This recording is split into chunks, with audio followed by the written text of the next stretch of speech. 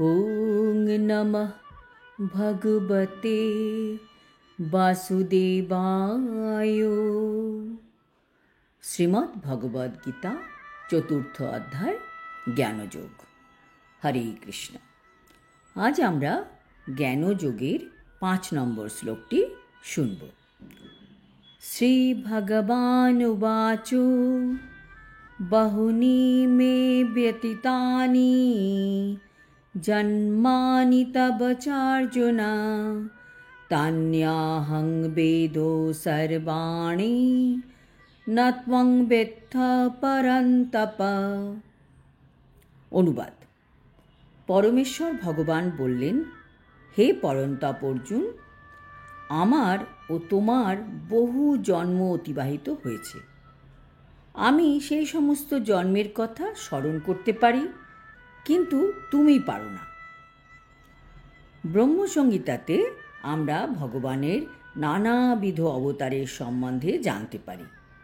সেখানে বলা হয়েছে, অদ্বৈতম অচ্যুতম অনাদিং অনন্তরূপং অদ্যং পুরাণ পুরুষং নবযৌবনাঞ্চ বেদেষু দুর্লভম অদুর্লভম আত্মভক্তৌ গোবিন্দমাদিপুরুষং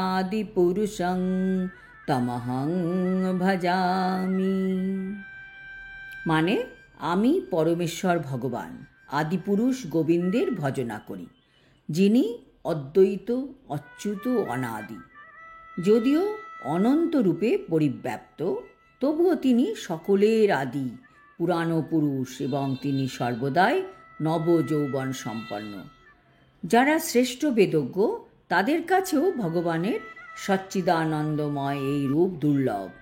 কিন্তু ভগবানের শুদ্ধ ভক্ত সর্বক্ষণ ভগবানকে এই রূপে দর্শন করেন।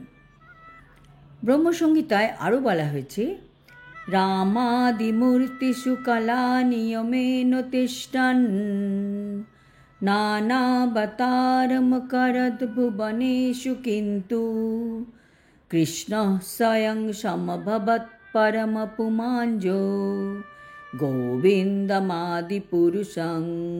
তমহং ভজামি। আমি পরমেশ্বর ভগবান আদিপুরুষ গোবিন্দের ভজনা করি, যিনি শ্রীরামচন্দ্র, শ্রী নৃসিংহদেব আদি বহু রূপে অবতরণ করেন। কিন্তু পরম পুরুষ শ্রীকৃষ্ণ তার আদি স্বরূপ, যিনি নিজেও অবতরণ করে থাকেন। বেদেও বলা হয়েছে যে যদিও ভগবান হচ্ছেন অদ্বৈত, তবুও তিনি অনন্ত রূপে প্রকাশিত হন। বৈদর্যমণি থেকে নানা বর্ণ বিচ্ছুরিত হলেও যেমন তার নিজের কোনো পরিবর্তন হয় না, ভগবানও তেমন নানা রূপে প্রকাশিত হলেও স্বয়ং অপরিবর্তিতই থাকেন। ভগবানের সেই অনন্ত রূপ বেদ অধ্যয়নের মাধ্যমে উপলব্ধি করা যায় না, কিন্তু তার শুদ্ধ অনন্য ভক্তেরা তার অনন্ত রূপের মর্ম উপলব্ধি করতে পারেন। যেরকম লেখা আছে ব্রহ্মসংহিতায়, বেদেষু দুর্লভম অদুর্লভম আত্মভক্তৌ। অর্জুনের মতন ভক্তেরা ভগবানের নিত্য সহচর। ভগবান যখন অবতরণ করেন, তখন তার অন্তরঙ্গ ভক্তেরাও তাদের যোগ্যতা অনুযায়ী তার সেবা করার জন্য তার সঙ্গে অবতীর্ণ হন। অর্জুন সেই রকমই একজন ভক্ত। এই শ্লোক থেকে বোঝা যায় যে লক্ষ লক্ষ বছর আগে ভগবান যখন সূর্যদেব বিবর্ষানকে ভগবদ্গীতা শুনিয়েছিলেন, তখন অর্জুনও অন্য কোনো রূপে সেখানে উপস্থিত ছিলেন।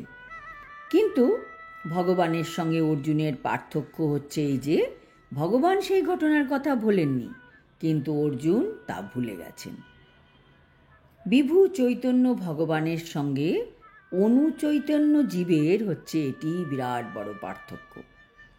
যদিও অর্জুনকে এখানে মহাশক্তিশালী বীর বা পরন্তপ বলে সম্বোধন করা হয়েছে, যিনি শত্রু দমনে সমর্থ ছিলেন, কিন্তু পূর্বজন্মের কথা মনে রাখতে সমর্থ ছিলেন না। তাই এই জড় জাগতিক ক্ষমতার মাপকাঠিতে জীব যতই মহৎ হোক না কেন, সে কখনোই ভগবানের সমতুল্য হতে পারবে না। ব্রহ্মসংহিতাতে ভগবানকে অচ্যুত বলে বর্ণনা করা হয়েছে, যার অর্থ হচ্ছে জড় জগতের সংস্পর্শে এলেও ভগবান কখনো আত্মবিস্মৃত হন না। তাই ভগবান এবং জীব কখনোই সমকক্ষ হতে পারেন না। এমনকি অর্জুনের মতন মুক্ত জীবের পক্ষেও তা সম্ভব নয়। অর্জুন যদিও ভগবানের ভক্ত, তিনিও মাঝে মাঝে ভগবানের স্বরূপ বিস্মৃত হন, কিন্তু ভগবানের দিব্য কৃপার ফলে ভক্ত মুহূর্তের মধ্যে আবার ভগবানের অচ্যুত স্তর উপলব্ধি করতে সমর্থ হন। কিন্তু যারা অভক্ত বা অসুরেরা কখনোই এই দিব্য স্তর উপলব্ধি করতে পারবে না। সেই জন্য গীতায় বর্ণিত এই দিব্য তত্ত্বকে আসরিক বুদ্ধি দিয়ে হৃদয়ঙ্গম করা যাবে না।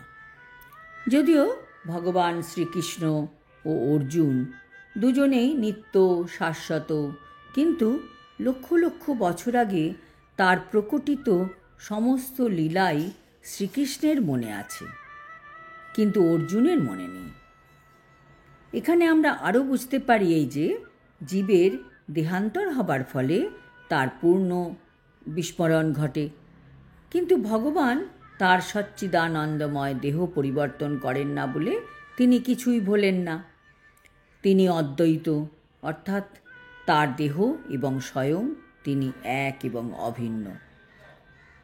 ভগবান সম্পর্কিত সব কিছুই চিন্ময়, কিন্তু জীবাত্মা আর তার জড় দেহ এক নয়।